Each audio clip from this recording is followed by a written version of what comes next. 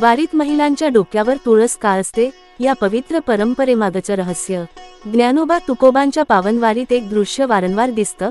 साऱ्या भक्तजनांच्या रांगेत चालत असलेल्या महिला ज्या डोक्यावर एक छोटं पण पवित्र तुळशीचं रोप घेऊन जातात.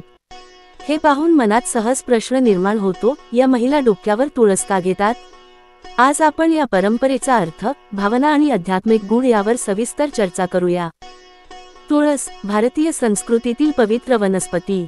तुळस ही केवळ एक वनस्पती नाही, तर ती देवी लक्ष्मीचा प्रतीक मानली जाते. हिंदू धर्मात तुळशीला अत्यंत पूजनीय स्थान आहे. स्कंदपुराणात लिहिलं आहे की, तुलसी सर्व देवांना नमस्कारा सदा मया. तुळशीला वंदन करणं म्हणजे सर्व देवतांना नमस्कार करणं. वारीतील महिलांचा सहभाग विशेष कारण. वारी ही केवळ एक यात्रा नाही, ती भक्ती, समर्पण आणि सेवा यांचं प्रतीक आहे. महिलांचं वारीतलं स्थान अत्यंत महत्त्वाचं आहे. डोक्यावर तुळस घेणं म्हणजे घरातील देवत्वाला पालखीच्या रूपात पंढरीला नेणं. आई लक्ष्मीचा साक्षात वास आपल्या बरोबर ठेवणं.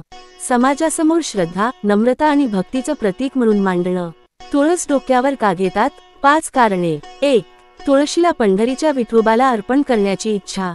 अनेक महिला आपल्या अंगणातली तुळस डोक्यावर घेऊन चालतात, कारण त्या विठोबाच्या चरणी ती अर्पण करणार असतात. 2. घरातील लक्ष्मी देवतेला चालत नेण्याची परंपरा. महिलांनी घराची तुळस डोक्यावर नेल्याने ती घरातली पवित्र शक्ती पंढरीपर्यंत पोहोचते. 3. वारकऱ्यांच्या संकल्पाची पूर्ती. काही महिला नवस केल्यावर तुळस डोक्यावर नेतात, हे त्यांचं संकल्पपूर्तीचं प्रतीक असतं. 4. शुद्धतेचा आणि भक्तीचा नम्र नमुना. तुळस ही शुद्धतेची आणि पवित्रतेची ओळख असल्याने महिलांना डोक्यावर घेणं म्हणजे परमार्थाकडे झुकणं. 5. पालखीत न नेता मनोभावे विठोबाला अर्पण. प्रत्येक घरातला देव म्हणजे तुळस. महिलांनी ती डोक्यावर घेऊन चालणं म्हणजे घरातील देवाला पंढरीच्या देवापर्यंत नेणं. वारकरी परंपरेत महिलांचं स्थान. वारीत हजारो महिला सहभागी होतात.